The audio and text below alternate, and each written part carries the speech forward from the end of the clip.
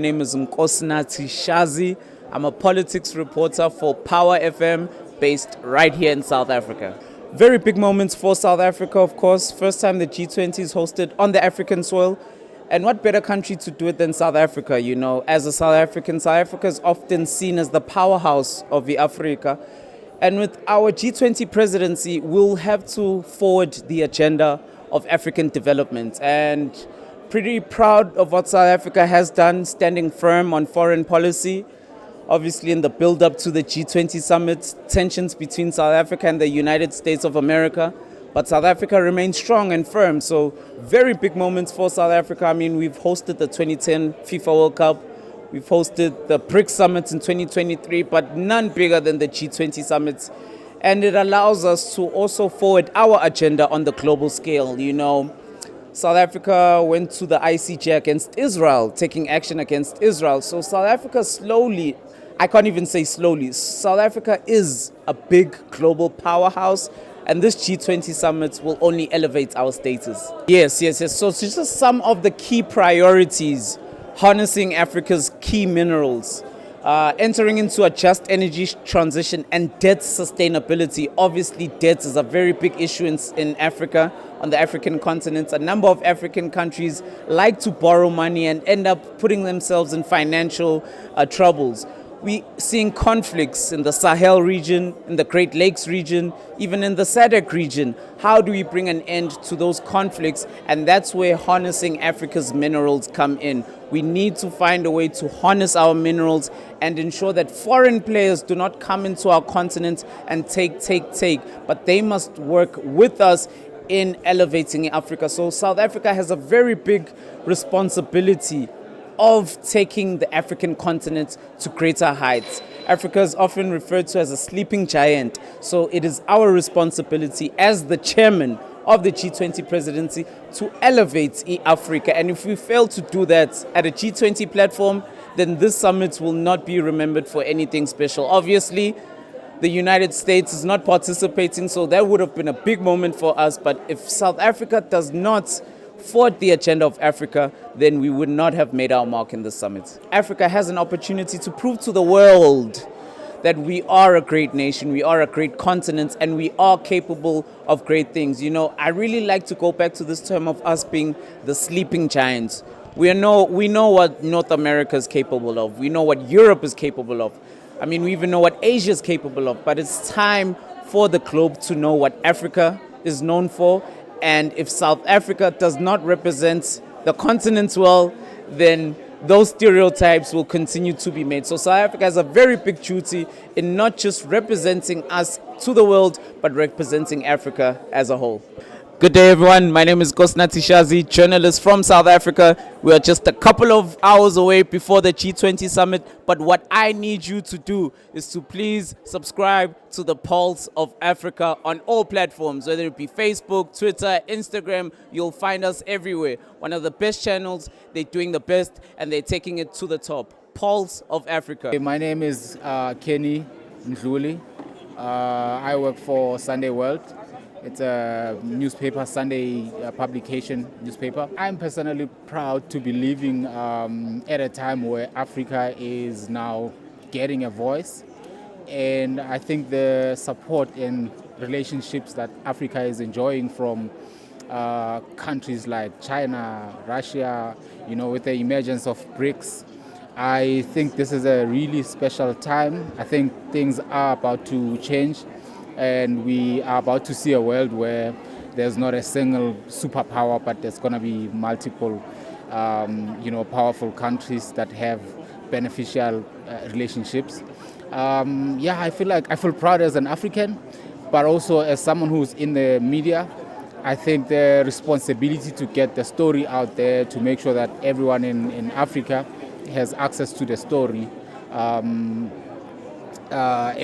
has grown. So we have a huge responsibility to make sure people know what's going on. So as a South African, I'm proud that we have a stance, you know, when it comes to the conflicts across the continent. When you talk about the conflicts in Israel and Palestine, I think South Africa is consistent in terms of wanting justice across the world.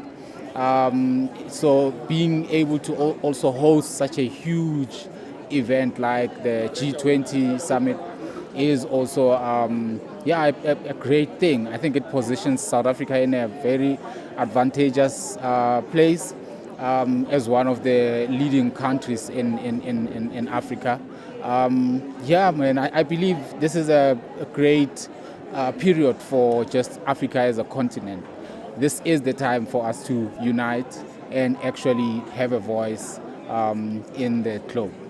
My expectation is from this G20 is to see more African countries having one voice and speaking up for resources getting refined and manufacturing happening here in Africa, especially that Africa has so many natural resources. But yeah, more than anything, I do hope our African leaders use this opportunity to lobby other leaders across the world to make more contributions to help the African population. I mean, in academics, also in economic leadership, in financial institutions, we need to have stronger organizations in Africa, and that can only happen if African leaders are united.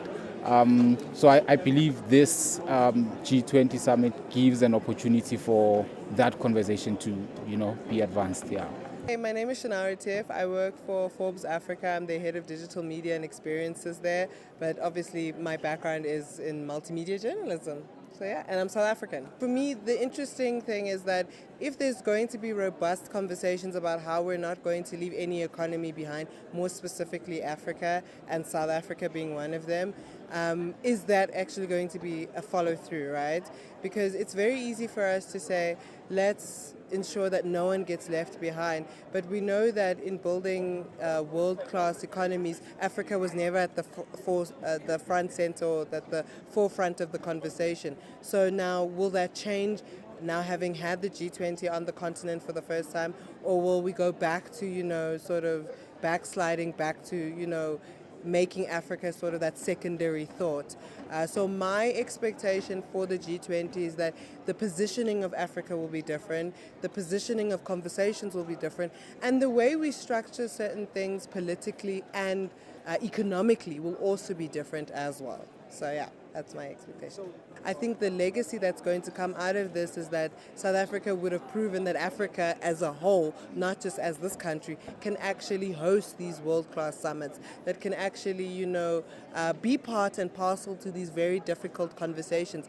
And on the part of the difficult conversations is that we've seen what's been happening in the media in the last 48 hours, when it came to the G20 and speaking to, the West specifically.